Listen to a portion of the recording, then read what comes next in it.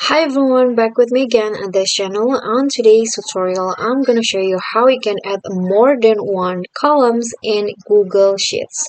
So in here, I have already opened my file and I want to show you how you can do that.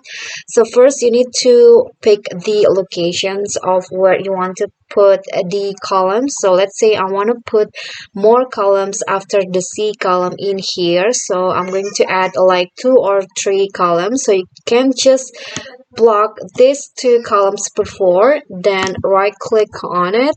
Oops. Okay.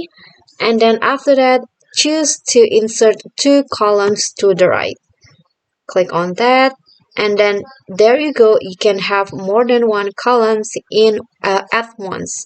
Okay, so you can also add more than 2 columns. You can add 4, 5, or many columns that you want. Okay, so that's all for me. I hope this will be helpful. Thank you guys so much for watching.